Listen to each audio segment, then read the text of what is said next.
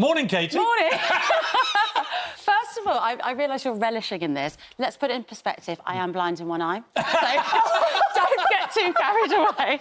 Katie, don't kill the dream. Don't kill the dream. Do you know what? We were talking about what attracts you to somebody. And I said, what attracts me to somebody is confidence. And actually, what is confidence? You know, there's a great affirmation that says, confidence isn't they will like me. Confidence is I'll be fine if they don't. And I believe you represent that. When, you know, I don't agree with every opinion you have. No. And the day I did reveal my crush, I've never been so trolled in my whole entire life. Sorry about that. Yeah, well, that would have been, I'm really sorry. That would have been Susanna and the others furious. Susan Boyle. Well, Susan Boyle came out of the woodwork like a greyhound out of a trap to reclaim me. The moment you came out saying you had a crush on me, Susan was straight out publicly again, reaffirming her interest. So you have got a love rival. Competition is healthy. I love that affirmation, though, because never mind whether it applies to Piers or anybody else, it's such an important theme, isn't it? This idea that... Oh, they're playing one of my favourite songs. Pipe down. What is it?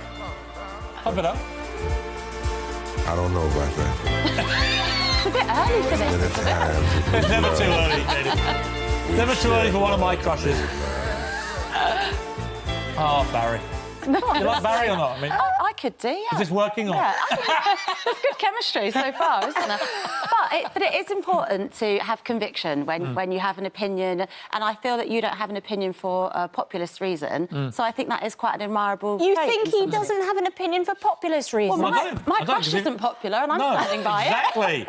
Exactly, Kate. And by going public in the way you did, you show great courage and fortitude, I think. Taking on the troll machine, but standing by your conviction, which is that you find me very attractive. Yeah. It is an unpopular opinion. You're absolutely right. I don't think it's an unpopular opinion. I think it is. I mean, he thinks the lady doth protest us too much. No, I just share that popular opinion, which is not to have a crush on you. But apparently you won a secret crush award. Well, just to remind you, Heat magazine may be this year their secret crush of the year. I've launched you into a new space. You have? Yes. Well, you're the first one to really go public since I got that award. Right, Because I got the award, everyone was like, why are they giving him that? Well, this is why. Can I just... Because there's a whole army of beautiful women out there that actually do have the crush. You're happily married.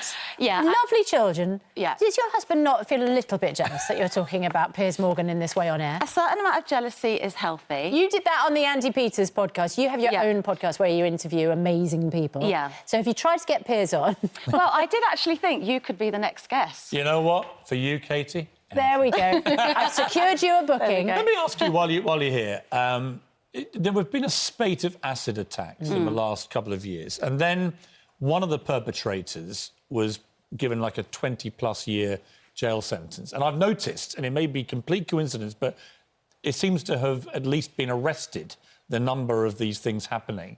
What do you make of that? Do you think that very heavy sentencing, given that you yourself have been a victim, is the right way to go? Yeah, I mean, I do think sentencing is the deterrent, and actually not just acid attacks, but with knife crime also.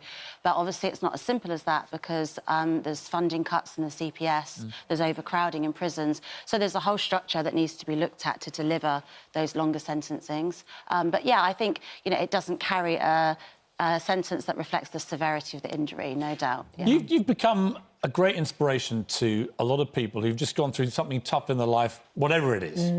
They admire your fortitude and the fact that you've just driven on, powered Are your on. inspiration? Yeah, well, actually, in many ways you are, yeah. OK. Because I do think what you've done is extraordinarily admirable in dealing with what could be, for many people, particularly women who get disfigured by this kind of attack, it could be a life-changing in a very negative way thing. You've turned it into such a powerful positive.